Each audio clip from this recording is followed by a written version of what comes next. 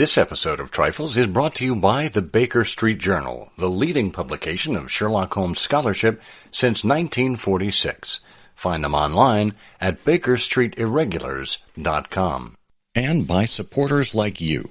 For as little as $1 a month, you can support the efforts here at Trifles. Just go to patreon.com/trifles. Welcome to Trifles, a weekly podcast about the Sherlock Holmes stories. It is, of course, a trifle, but there is nothing so important as trifles. Yes, there were 3 gables, 5 orange pips, and a sign of 4, but there are hundreds of other details to pick apart in the stories. Pray, be precise as to details. You know the plots, but what about the minutiae? Have you ever stopped to wonder about how much money Holmes actually collected from the Duke of Holderness? Or why Watson constantly had to read the telegrams to him? You are very inquisitive, Mr. Holmes. It is my business to know what other people don't know. Scott Monty and Burt Wolder will have the answers to these questions and more in Trifles. The game's afoot. Episode 343, Canonical Sevens. Hello and welcome to Trifles, the Sherlock Holmes podcast where we look into the details in the Sherlock Holmes stories. I'm Scott Monty. I'm Burt Wolder. And Burt, I am 7 times as delighted to see you and speak with you as I always am. Well, that's very convenient because I'm 49 years old. So there you go. Well, some people call you square. I call you a square root. Square. I like that. Now, what is the square root of what? Potato. Oh, excellent. That's right. Or potato. If metric, potato. Yes, yes. Well, we were inspired in a recent episode to look at things related to the number 7. If you were with us for episode 341, we looked at a few quick ones, as we called it. And in A Missing Three-Quarter, Holmes mentioned that there were 7 schemes he came up with to secure the identity of the telegram sender or the contents of the telegram. And that got me to thinking about what those 7 things were and other things related to the number 7. And it actually led us to an article in the old Baker Street Journal from Volume 8, Number 1. That would have been from 1958. So that is the topic of this episode's discussion. Before we get into that, though, we just want to remind you, if you're looking for the show notes or looking for a way to connect with us, you can do that at ihose.co/trifles343, all lowercase. That'll take you to our website, SherlockHolmesPodcast.com. Just make sure you're signed up there for a subscription, whether you get it via email or via the podcast platform you happen to be listening to us on. And we are everywhere. You can find podcasts from Spotify to Apple Podcasts to YouTube and more. You could even turn to your smart speaker and ask it to play the latest episode of Sherlock Holmes Trifles. So check that out. And also, just a reminder, we are supported very generously by our fans on Patreon, patreon.com/trifles. Every month, at the end of the month, and this is one of those episodes, we do a drawing. We actually put all of our patrons' names into a revolving drum or a spinning wheel or one of those contraptions. And if we pick you out at random, you win a free back issue of the Baker Street Journal. So make sure you're signed up for that on our website.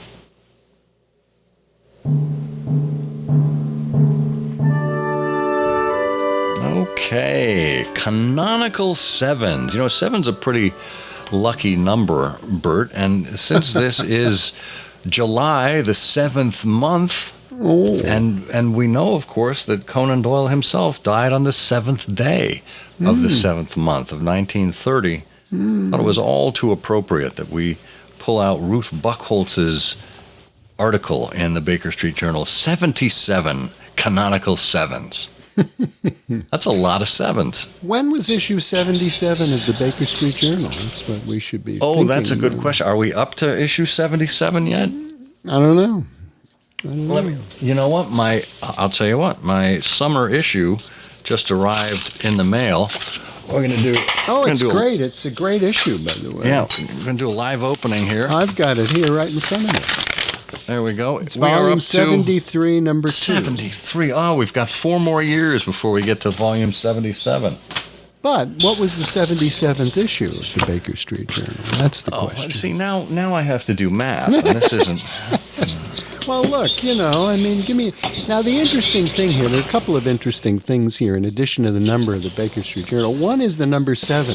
And in talking about these trifles, about the world of Sherlock Holmes, we pull on these little threads and unwrap whole worlds. And this is something that I have paid absolutely no attention to. But it's the significance of the number 7. As opposed to our other topics?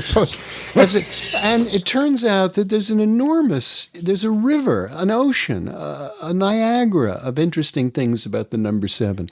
In the metaphysical philosophy of numerology, the number 7 signifies the Greek deity Athena and the Roman deity Minerva, both goddesses of war and the city protectress. In Old Norse, the number 7 is mentioned multiple times. And who doesn't read the Lay of Gudrun, every evening before you go to sleep? It's number 7 is also mentioned multiple times as something that's a rather long time and ends with something that's complete. And then the number 7 represents the 7 colors of the spectrum, 6 colors plus white, 7 orifices of the head, 2 ears, 2 nostrils, 2 eyes, the mouth, 7 metals associated with the Sea of Solomon, tin, iron, gold, copper, mercury, silver, and lead, the 7 hills of Jerusalem, etc., etc., etc. Well, that is fascinating to me.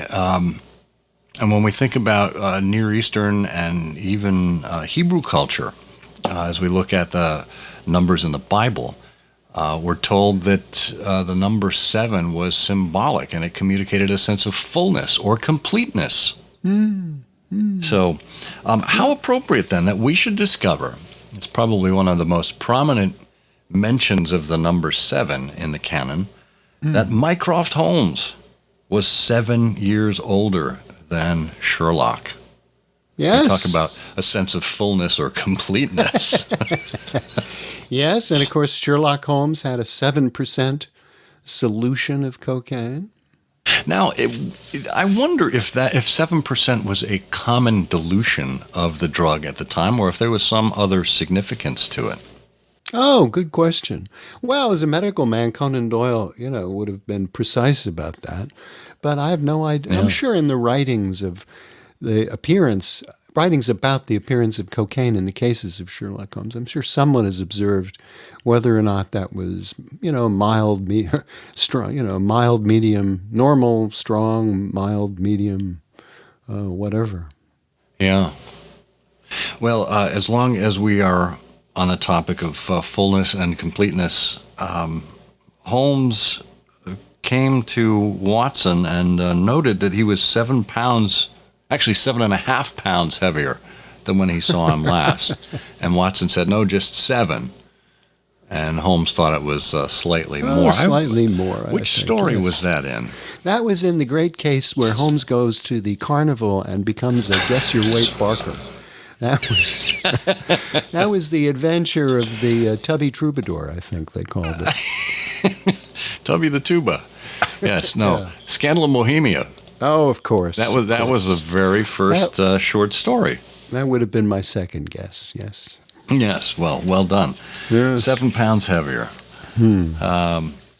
But, I think there are so many, there are 77 different mentions of 7 here. We don't simply want to enumerate every single one of them. I think there were some significant mentions of 7, and then we can talk about some categories of 7s. How does that work for you? Oh, that's fine. Yeah, and I think the categories make a lot of sense. Now, you just said 77 mentions of 7. Is that true? Are there 77 mentions of 7 in the canon? Well, Ruth Buchholtz here in 1958 came up with 77 canonical sevens, but there may very well be more that she chose not to exclude. Of course, that's her title. Oh, geez. Hi. What a dummy. Hi, Bert. Welcome to the show. Yes. Now look. I will make up for that by telling you something interesting about Ruth Buchholtz. Ruth Buchholtz. Please. Who, I hear you cry. Who is Ruth Buchholtz? Ruth Buchholtz, according to Edgar. Now, Edgar edited this January 1958 issue of the Baker Edgar Street W. Journal. Smith. Edgar W. Smith. Yes. According to Edgar, Ruth Buchholtz is the prestigious lady who challenged Bobby O'Rourke on the $64,000 challenge. And she's the mother of Jim Buchholtz. Now, you'll ask, who's Jim Buchholtz? Jim Buchholtz, I have no idea, but he was invested in 1960 in the Baker Street Irregulars as James Stanger of the Herald. And in addition to that, I have no idea what the reference to James Stanger of the Herald is either, but that was his investiture. Well, there you go. And I wonder if because I know there was an appearance on $64,000 question, although Edgar says this is a $64,000 challenge. But there was a series of questions related to the Sherlock Holmes stories, famously on the $64,000 question. I wonder if Ruth was part of that. I don't know. Well, this clearly is her claim to fame. So in terms of some of those more important facts, we mentioned Mycroft, we mentioned the 7% solution.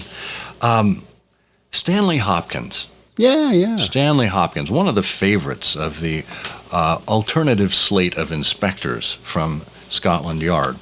We encounter Stanley Hopkins first in, well, I mean, he comes to us throughout the return of Sherlock Holmes. I think we encounter him first in The Adventure of Black Peter, and then in The Golden Pince-Nez, in The Missing Three-Quarter, and finally in the Abbey Grange. And it was in Abbey Grange where Holmes tells us that Hopkins was a name familiar to him, and he had been called in a number of times before to help Hopkins. He says, we get the letter. My dear Holmes, I should be very glad of your imminent assistance in what promises to be a most remarkable case, something quite in your line. Except for releasing the lady, I will see that everything is kept exactly as I have found it. Beg you not to lose an instant, as it is difficult to leave Sir Eustace there. That was written from Abbey Grange in Marsham, Kent. Holmes says, Hopkins has called me in 7 times, and on each occasion his summons has been entirely justified. I fancy that every one of his cases has found its way into your collection. And I must admit, Watson, you have some power of selection which atones for much which I deplore in your narratives. So we have Black Peter, Golden Pince-Nez, Missing Three-Quarter, and Abbey Grange, but there are 3 stories then that are missing from this mention of 7 times of Hopkins needing Holmes's assistance. Yeah, isn't that interesting? The 3 missing cases of Stanley Hopkins, all of which say, according to Holmes anyway, had great significance. Yeah, makes me wonder what they were. Me too. Well, I think one was probably, the great case about the 7th day of Christmas, which was the adventure of 7 swans a-swimming, probably. That's beyond my realm of expertise, I'm afraid. The swans were protected, weren't they? Weren't they protected by the crown? Now I'm sort of into my hazy memory about all sorts of things, including limericks. Well, speaking of 7, yes. You remember Mr. Franklin? Mr. Franklin, the perpetual litigator, yes. Yes, Frank the Crank, as I used to call him. He had 7 lawsuits pending. Oh, really? Now, that's a lot to keep track of. That is a lot to keep track of. Yeah. But he's like a pie spinner, a plate spinner. He's got them all up in the air. That was another number 7 there. And speaking of the Hound of the Baskervilles, there were 7, Ruth tells us, 7 untold tales recorded in the Hound of the Baskervilles. And we had done a series here on Trifles back in I think it was season 2. And we'll have a link to the playlist here where we mentioned or analyzed the unpublished cases. I think we did a whole series on that, a monthly series. In season 2, I believe it was. We'll have a link to that. Very good. So, well, why don't we take a quick break here, not a 7-minute break, but just a 1-minute break. Allow you to catch your breath, and then we'll be back with more Canonical Sevens. The Baker Street Journal has undergone minor changes from time to time, but the good news is it still looks and feels the same as it has over the last decade, even though it has a new editor. Dan Andriacco brings the sensibilities of a journalist, editor, and lifelong Sherlockian to the BSJ as he takes over for Steve Rothman, who spent 23 years in the editor's seat. In his outgoing editorial, Steve reminds us about the attraction and staying power of the Baker Street Journal. When I started reading submissions for the Journal in the autumn of 1999, I was impressed by their quantity and quality. 23 years on, that judgment hasn't changed. I am regularly amazed by Journal's writers' ingenuity. They are curious, imaginative, and widely read. And he's absolutely right. Get yourself on a list of subscribers so you too can be impressed with what Baker Street Journal writers have to say on a quarterly basis. Simply go to bakerstreetirregulars.com and sign up today. Okay, we're back talking about the 77 Canonical Sevens. We're not going to cover all 77, just so fear not. This is not a 77-minute episode. However, we recall that what got us here was that mention of 7 schemes that Holmes came up with in the missing 3/4. There's a category in Ruth's list here that I've managed to pull out. Clues and schemes and things like that. For example, in The Copper Beeches, Holmes says he has 7 explanations of Violet Hunter's urgent need of him. Yeah. And I mean, we could spend a whole episode going into, well, what might those explanations have been? But Holmes tends to think in this clean number of 7. And maybe it's a parlor trick where he's just trying to impress Watson, because 3 seems like too few. 17 seems like too many. 7's just about right. Well, it's interesting. We talked about this recently when you talk about the case of the missing 3/4. And that was another episode where Holmes remarks, I had 7 different approaches for getting a look at this telegram. And the first one, of course, works like a treat, so he doesn't need to go into them. But that's it. One of the lovely things is that when these mentions pop along, you can say, wait a minute now, I wonder what the other 6 were. Right, exactly. So, and then we also have, according to Holmes, that in speaking with Annie Harrison in the Naval Treaty, she provided him with 7 clues. Unknowingly, I suppose, but this is why they pay Holmes the big bucks, because he's the one that paid attention. You would think at some point Watson would say, maybe he did. Of course, Watson has edited all these notes for publication and changed the names of people and some of the timing. But you would think at some point Watson would say, well, like what, Holmes? help me understand. Help me pierce the veil of your assessments here. But no, he doesn't do that. Yeah, and then Holmes turns into Sheldon Reynolds and says, go away, boy, you bother me. Yeah, there was another instance in Abbey Grange. We talked about Hopkins having helped Holmes some 7 times, but there were, according to Holmes, there were 7 clues that annoyed him and prompted he and Watson to return to Abbey Grange. Yeah. And yes. Again, got to wonder what those were. Yes, many articles come in 7. There were 7 papers found on the body of Cadogan West.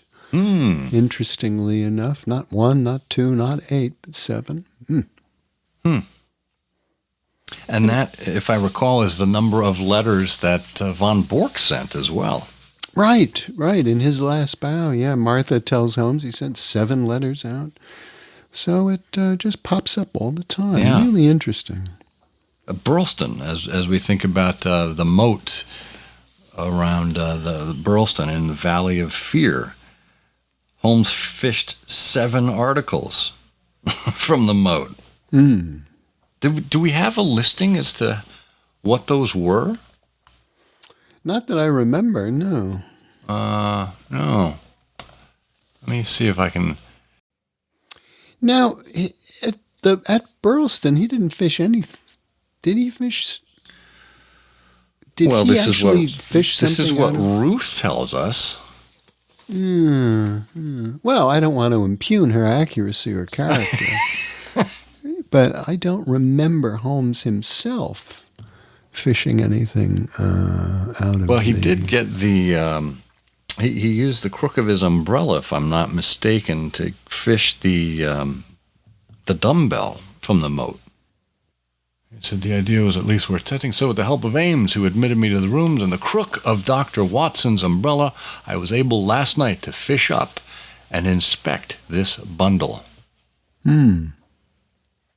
So he put it back where he found it after fishing it up, and then waited for Barker to come and extract it. Yeah, but... Within, where he did you get the extracted a 7? dumbbell. Next, he drew forth a pair of boots. Then a long, deadly sheathed knife. That's 3. Finally, he unraveled a bundle of clothing comprising of a complete set of underclothes, socks, a suit, and a yellow overcoat. There's your 7. Clever Ruth. Well done. That is very well done, pulling that out, because there is no mention of the number 7 there. It's simply a listing of the items in the bundle. Yeah, well, there's someone who's read carefully, unlike us. Yeah.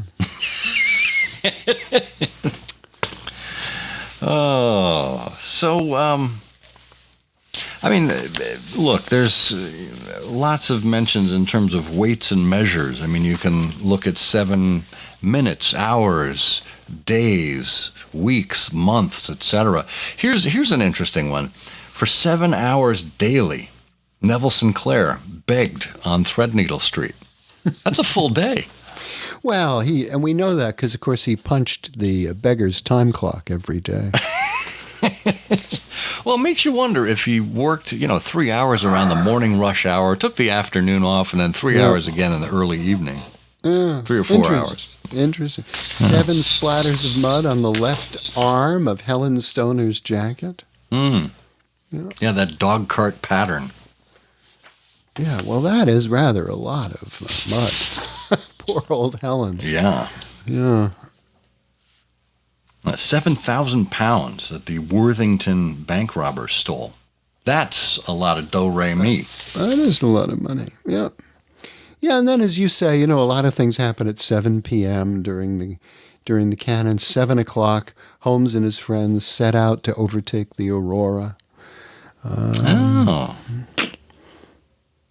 Things get discovered at 7 in the morning. There are people arrive at places at 7 o'clock.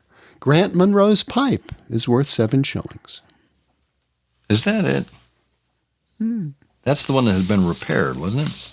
Yep, guess so. Yeah. Now, that's interesting because it begs the question, is a 7-shilling pipe worth saving? Well, that was what made it remarkable to Sherlock Holmes. The fact that such a relatively inexpensive pipe should be so well cared for. And it was 7 shillings. Well, I'm sure there are 17 or perhaps 37 other facts that you, our listener, can figure out.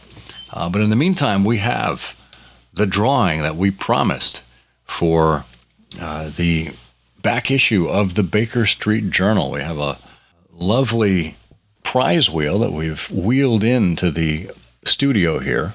stealthily so you can't hear it. But we're going to go ahead and give that a big spin right now. Watch the number come around.